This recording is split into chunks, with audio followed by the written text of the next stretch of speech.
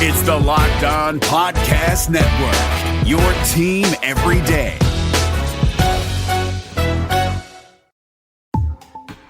This episode is brought to you by Comcast.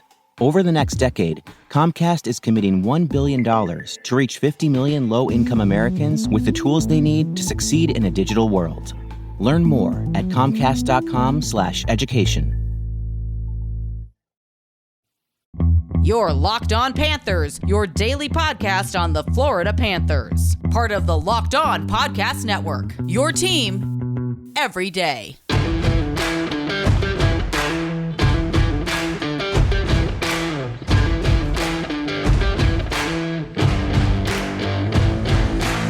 Welcome to the Tuesday, June 22nd edition of Locked On Panthers, part of the Locked On Podcast Network. We're your team every day. This is the daily podcast where we talk about all things Florida Panthers. I'm Armando Velez from PantherParkway.com. You can follow me on Twitter at MondoMan12. You can follow the show account at LO_FLA Panthers. You can follow the Crosscheck NHL show with Andrew Berkshire and Mary Clark anywhere you listen to podcasts. And this episode is brought to you by Locked On NHL Podcast. You need more hockey news, and Locked On NHL is here to fill the gap. It's our daily podcast on everything happening in the leagues. Subscribe and listen every day for a quick look at the biggest stories and game recaps each day. Subscribe to Locked On NHL today, wherever you get podcasts. So today's show concept is a question that is very valid on whether a season like this in the NHL and for the Florida Panthers is a legitimate, valid season, one without an asterisk in it. And this was a show concept that I got the idea from David Ramil of Locked On Heat. He had a show about an asterisk on the NBA season. And of course, I reached out to David asking him, hey, is it okay if I take this show idea and give you credit, but give an NHL version of it? And he said, no credit necessary. But hey, I'm going to give David Ramil, my fellow Locked On colleague, credit on this show concept. So I'm going to do an NHL version of whether or not this season is an asterisk, has an asterisk to it. So let's backtrack a little bit to about September, October, November, around that area. So Game 6 of the Stanley Cup Final between the Dallas Stars and the Tampa Bay Lightning ended on September 28th, where the Tampa Bay Lightning won against the Dallas Stars by a final score of 2-0 and hoisting their second Stanley Cup in 16 years, their first since 2004. And so there was a long offseason ahead, at least not as far as time, but a long process of getting another season in full force. So that's what I mean by a long offseason in that fashion. So with the Stanley Cup Final being in September, there was no way it was going to be a mid-October start because you still got to have free agency, you still got to have a draft, you still got to do a whole bunch of other things before you could even think about starting a season. So let's not forget that. And that threw a lot of things off as far as going into another season. But hey, it's not something that we could have predicted. And with the COVID shutdown that happened from mid-March all the way till August for the National Hockey League, it forced the NHL entry draft to be October 6th and 7th instead of happening in late June. So I'm looking right now that it's June 21st. In a normal year, we'd be preparing for the NHL entry draft right now. And free agency for the NHL just last season was on October 9th, 2 days after, where in a normal year, like I said, the NHL entry draft is at the end of June, while free agency happens on July 1st. So that throws so many things off, let alone we have to get ready to play games. You got to agree with the Players Association. And let's not forget that when the the NHL owners, the Players Association, and the governments, both the USA and Canada, had to agree on a bubble previously to everything because, of course, at the time, we didn't know much of what COVID-19 was about. It's something new. It's something we've never, at least that specific disease with COVID-19, it's new. So there's a saying that today's overreactions might be tomorrow's underreactions. And of course, when something that you're still learning about and with trial and error, scientific method, and trying to learn more about it, there's still so many hypotheses on what this virus is and what this virus isn't. And so we had to, at the time when this first hit, there had to be an overreaction about it. So with the shutdown and coming back to play, of course, we had to, the NHL, in order to protect their league and in order to get games going, they had to be in these bubbles. So, and of course, with the Stanley Cup qualifying bubbles and beyond, they had to be in the same country because the different governments didn't want cross-border travel, and it's still somewhat that way in Canada, only releasing it just now during the Stanley Cup semifinal. And it's crazy how they allow the cross-border travel, and the head coach of the Montreal Canadiens tests positive for COVID-19, and the GM for the Vegas Golden Knights tests positive for COVID-19. So this pandemic is still out there, even though there's vaccination. So let's go back to the start of the season. As fans and for the business of the NHL, it would have been ideal for the league to start on January 1st. January 1st is a very important day on the NHL calendar. As many of you have seen over the years, they have had a lot of the outdoor games with the Winter Classics. I mean, just 2 years ago, the Dallas had an outdoor game against the Nashville Predators. Dallas, of all places, had an outdoor game against one of their biggest rivals, and hockey thrived in that Winter Classic. There's been Boston, Chicago at Notre Dame Stadium too. And so for the NHL, that's a very important date on the calendar.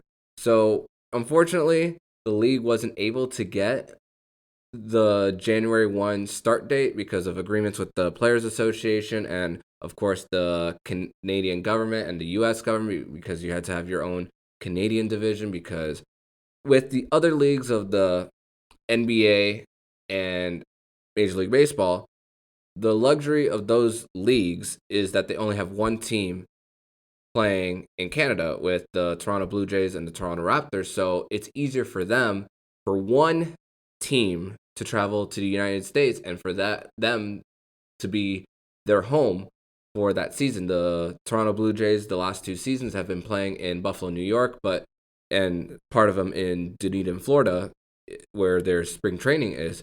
And the Toronto Raptors this year played in Tampa. They shared an arena with the Tampa Bay Lightning at Amalie Arena this year. So it's easy for one team. But with the NHL, you had to have 7 different teams stay in their markets. And of course, the Canadian government wasn't going to allow fans and cross-border travel.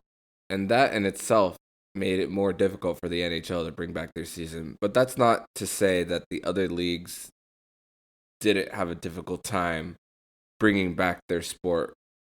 With the ever-increasing numbers of makes and models, it is now impossible to stock all the parts you need in a traditional chain storefront.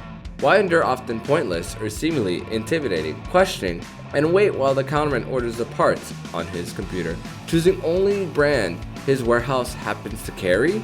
You have computers with access to rockauto.com at home and in your pocket. Chain stores have different price tiers for professional mechanics and do-it-yourselfers. RockAuto.com's prices are the same for everybody and are reliably low. RockAuto.com always offers the lowest price possible rather than changing prices based on what the market will bear like airlines do. RockAuto.com is for everybody and does not require membership or account login. RockAuto.com is a family business serving auto parts customers online for 20 years. Go to RockAuto.com to shop for auto and body parts from hundreds of manufacturers. They have everything from engine control models and brake parts to tail lamps, motor oil, and even new carpet. Whether it's for your classic or daily driver, Get everything you need in a few easy clicks, delivered directly to your door. The RockAuto.com catalog is unique and remarkably easy to navigate. Quickly see all the parts available for your vehicle and choose the brands, specifications, and prices you prefer. Best of all, prices at RockAuto.com are reliably low and are the same for professionals and do-it-yourselfers. Why spend up to twice as much for the same parts? Go to RockAuto.com right now and see all the parts available for your car or truck. Right, locked on in there, how did you hear about us box, so they know we sent you. Amazing selection, reliably low prices, all the parts your car will ever need. RockAuto.com. What's up, everybody? David Harrison here of the Locked On Washington Football Team podcast. I actually just retired from the Army, and while that was a very exciting moment in my life, it also meant uprooting my family one last time. And not only that, but we moved in the midst of COVID, so finding the place that we really wanted to live wasn't as easy as it usually would have been. So we actually have moved a second time, and of course, every time we've had to wonder, is all of our stuff going to fit with our new house? Did you know that people who live in cities move 6 to 8 times before they even hit their early 30s? That's why you've got to check out Feather. Feather is a furniture rental company designed for people who want to feel at home no matter how often they move. Furnishing one bedroom can cost upwards of $6,000, but with Feather, you can furnish a bedroom with high-quality, beautifully designed furniture for the cost of your monthly utility bill. Their delivery team brings furniture directly to your home in as little as 7 days. They handle all the heavy lifting so you can go from an empty apartment to a fully furnished home without lifting a finger or assembling anything. And it's not just furniture. They have rugs, lamps, wall art, and more. What if you move to a new place with a different layout? No problem. You can easily get furniture that works for any space. Plus, by renting from Feather, you're choosing a sustainable alternative to fast furniture that won't end up in landfills. I remember vividly having to take time off of work or away from family events or social events that I wanted to attend just to wait for several furniture deliveries coming at different times throughout the week, but you don't have to go through that anymore. Try a new way to furnish your home right now. Feather has an exclusive offer just for Locked On listeners. If you go to livefeather.com right now and use the promo code Locked On, you'll receive $300 off your first month. Again, that's livefeather.com and use our promo code Locked On for $300 off your first month. Call me biased because I'm an NHL podcaster and a hockey podcaster, but the NHL, as far as bringing teams back and putting divisions together, I believe it's the league that had the hardest job as far as when it comes to creating a schedule and creating its divisions, because like John Chick of Locked On New York Rangers talked about, it's like these 4 different divisions have their separate leagues. I think about it kind of, I mean, I'm not really a soccer guy, but I kind of think of like the UEFA Champions League, that you have the Premier League, Italian League, I don't know the name of the French league, and La Liga in Spain. They all play their own different ones, and then they come together for the Champions League. I kind of relate the playoffs going on right now as kind of like the Champions League, but the United States version of it in hockey, where all the different leagues are coming together to form a championship.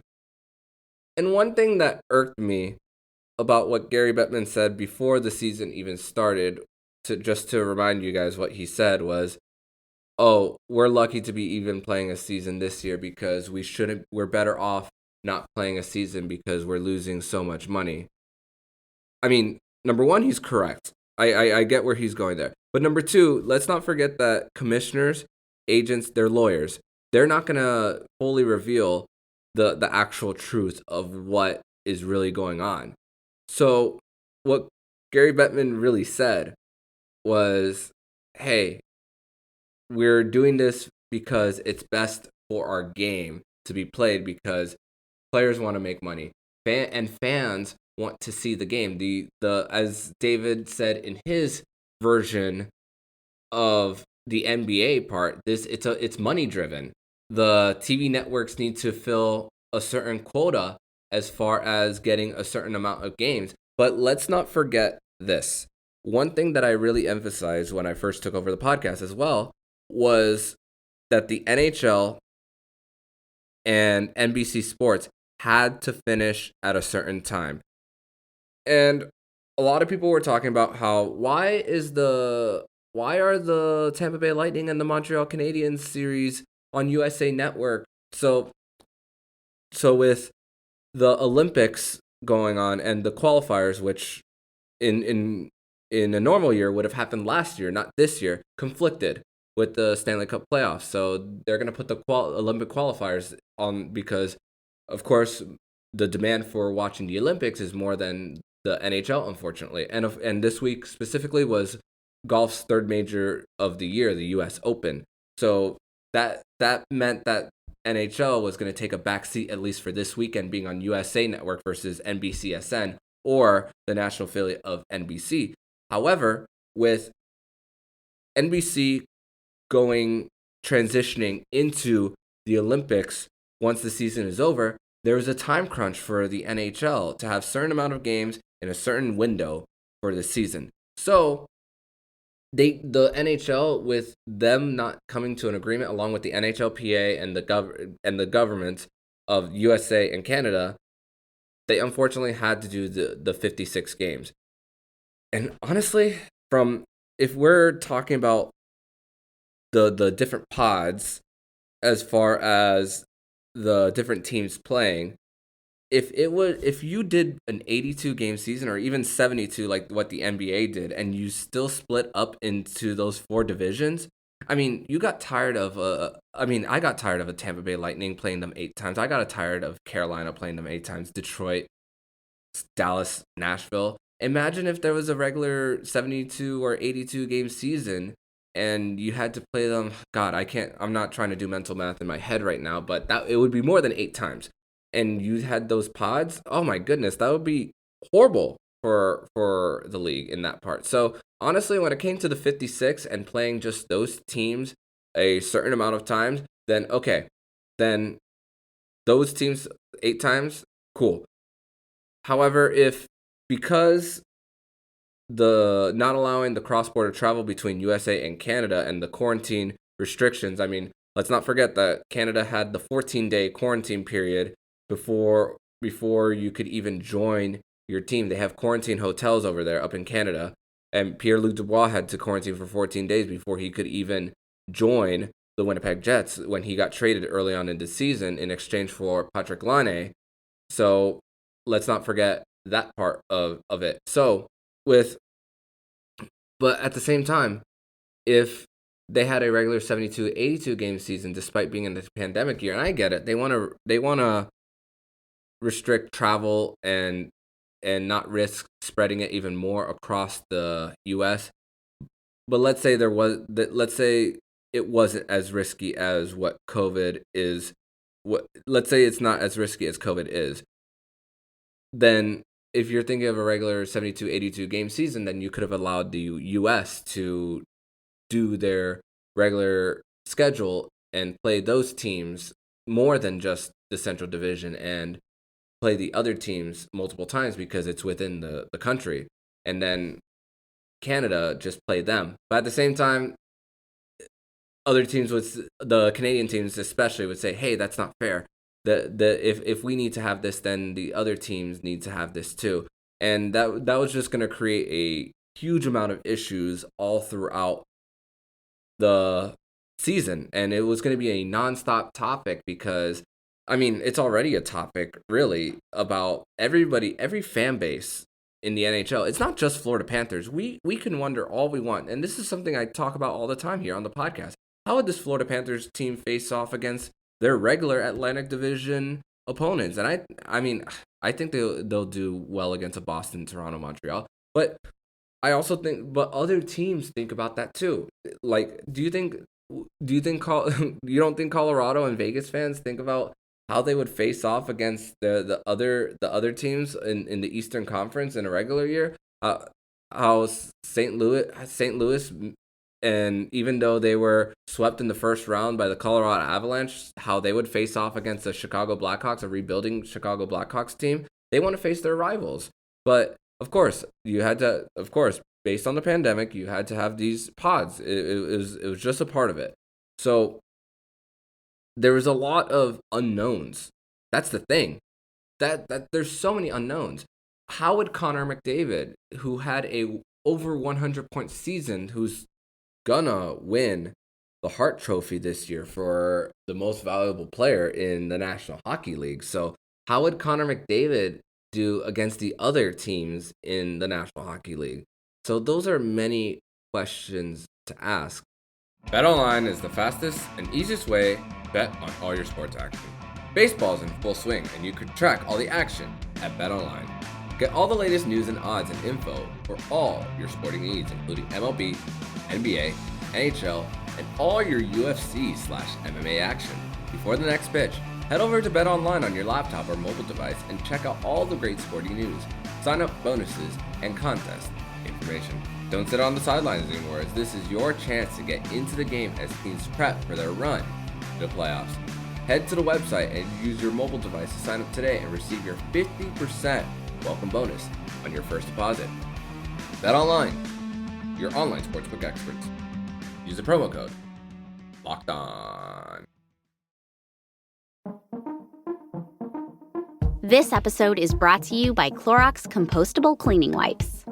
You want a clean house and a clean planet. And when you use Clorox Compostable Cleaning Wipes, you get the best of both worlds by helping reduce the amount of waste sent to landfill. These wipes are made with plant-based cloth, so you can compost them at your local municipal center or even at home. Best of all, they clean without harsh chemicals and fumes, making them easy to use just about anywhere in your home. It's really that simple. They wipe up dirt, then compost back into dirt. Learn more at Clorox.com. Composting may take several months depending on temperature and moisture. Use as directed.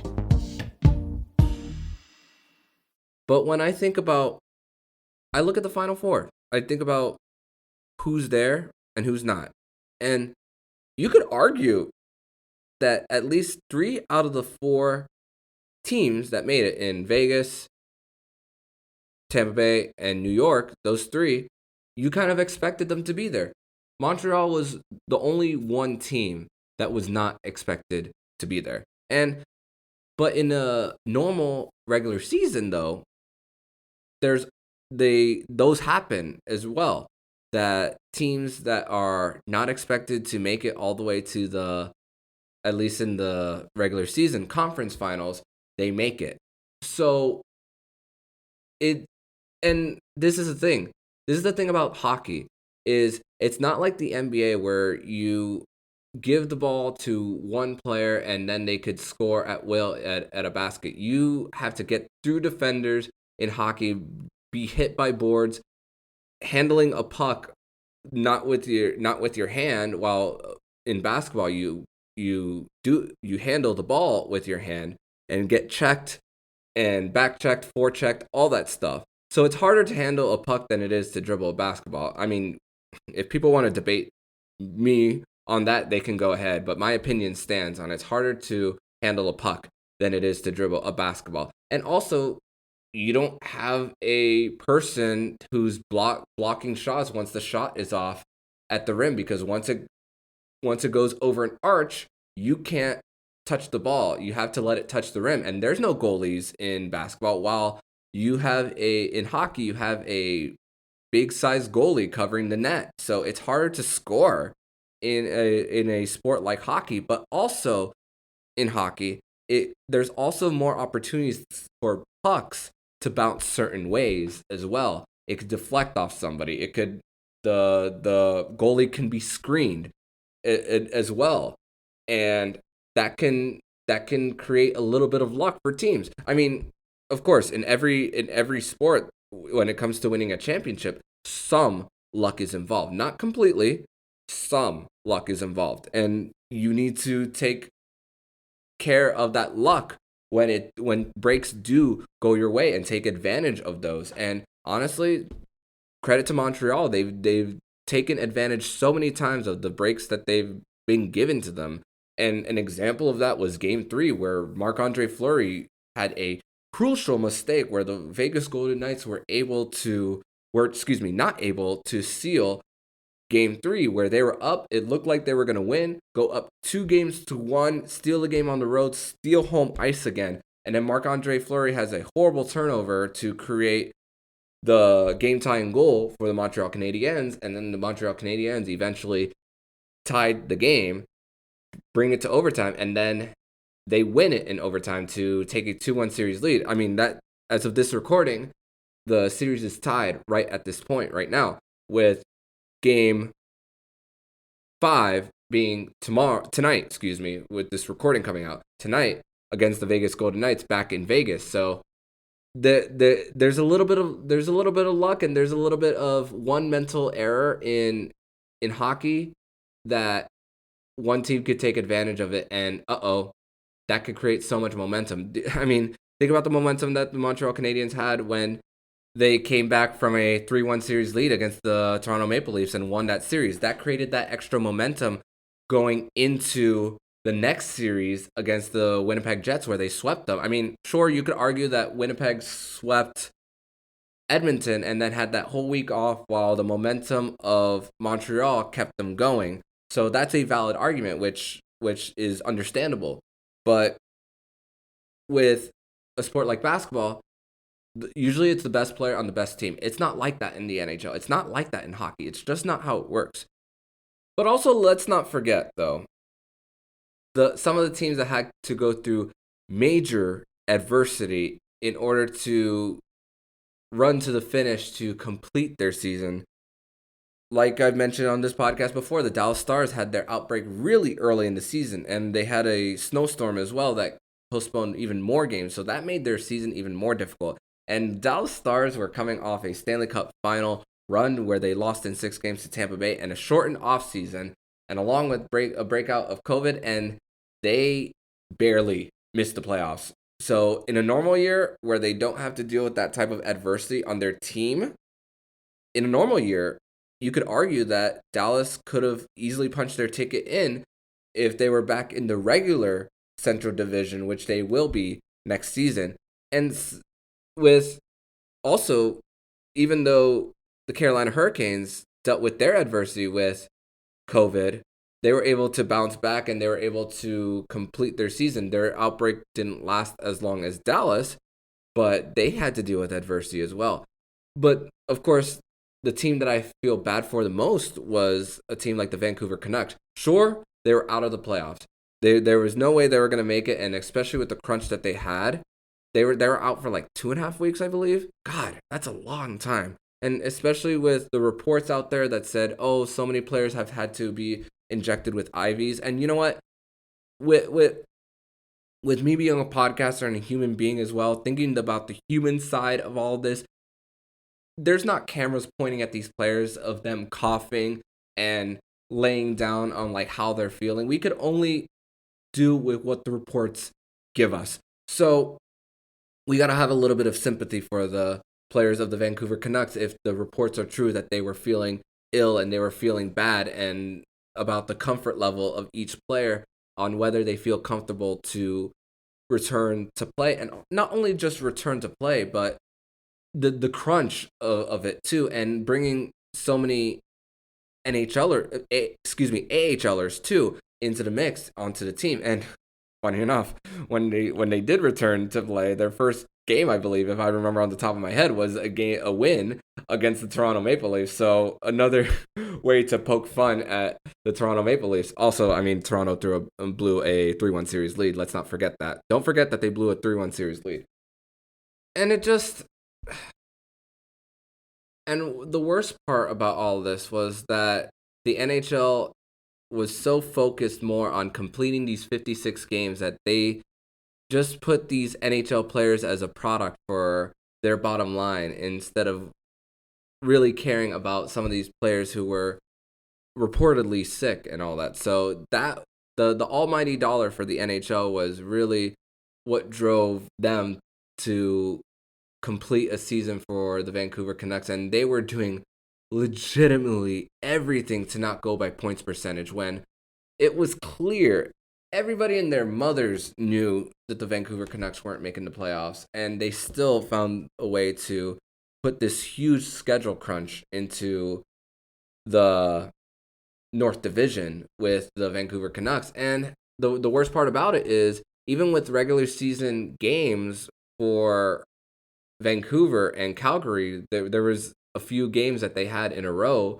that delayed the start of the North Division playoffs. And the NHL and us fans were extremely fortunate that the Montreal Canadiens were able to sweep the Winnipeg Jets early so that they could start the Stanley Cup semifinals on time in order for the semifinals to start, and the West division winner in that playoff bracket wasn't waiting. So the NHL, the North Division, and the fans especially were bailed out by Montreal sweeping the Winnipeg Jets. So again, I'm going back to the original question. Is this season for the National Hockey League an asterisk? And you know what? I'm going to say no. And I will tell you why. Again, 3 out of the 4 teams that made it to the semifinal are teams that we expected to be here. So, and it's a great run that the Montreal Canadiens are on right now. So it's not an asterisk, I will say, because we knew that these teams were eventually going to meet. And the level of play, regardless of the pods that you were in, were going to be exposed once you played the other division teams. I mean, we could argue which division was the strongest. We could argue which division was the weakest.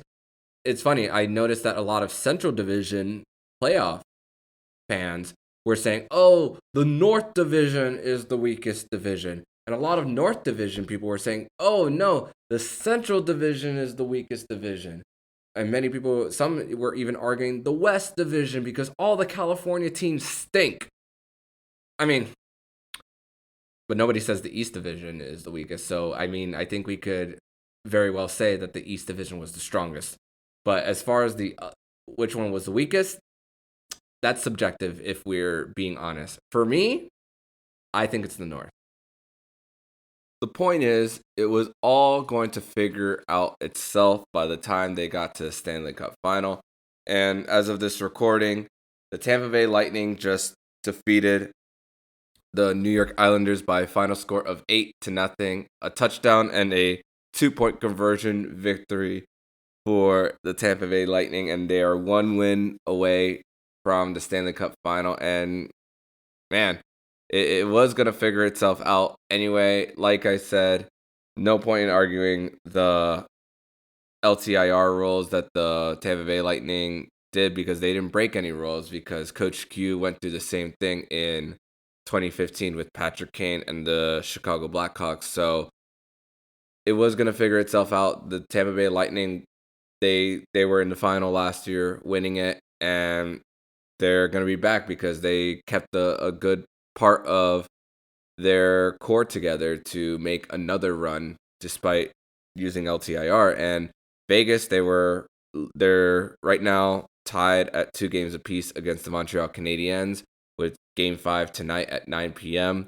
And they stole home ice back after winning Game 4, and it's looking like it's going to be, at this point, a Vegas versus Tampa Bay, unless New York and Montreal have something different to say in their next games for the Stanley Cup semifinals. So the teams that a lot of the teams that were expected to be at this point are here, and because it figured itself out and it's teams that were there, it makes this season legitimate. And as a fan, and you as a fan, I am very thankful that there was a season, because as far as, like, going back to Gary Bettman's comments, he was saying his comments based on the short term of the league, but as far as the long term perspective, playing a season this year was best for the game, because you don't want to lose a fan base. And hey, the NHL signed a new TV deal with ESPN and Turner, so more revenue. They're going to get all that revenue back that they lost from the COVID shutdown. Sure, there's going to be a flat cap for another maybe like year or 2 or 3. I don't know how those look, but hopefully with the new TV deal, that means more money brought into the league, and that they'll be able to recover any of the losses that happen from March of 2020 to now, with still a lot of these markets still unable to have full capacity crowd and a full 82 game season for their markets. So better times are ahead, and I'm very optimistic that next season that not only will have full buildings, but also cross-border travel between the U.S. teams and the Canadian teams in order to make this a regular 82-game schedule like a normal season. So if you like what you're hearing, please subscribe to the podcast so you'll be notified every single time the Locked On Florida Panthers podcast jumps into your podcast feed. Don't forget to also check out the national show, Locked On NHL, and the Crosscheck NHL with Andrew Berkshire and Mary Clark. And don't forget to leave a 5-star review for Locked On Panthers and those national shows. It'll help grow the show and help with the algorithm of Apple Podcasts especially. And when you're done listening to this episode, make sure to tell your smart device to play today's episode of Locked On Today. What do the Philadelphia 76ers do with Ben Simmons? Get more of the sports news you need in less time with the Locked On Today podcast. Follow the Locked On Today podcast on the Odyssey app or wherever you get podcasts. So I'm Armando Velez, signing off. And you've been listening to the Locked On Florida Panthers podcast, part of the Locked On Podcast Network. We're your team every day.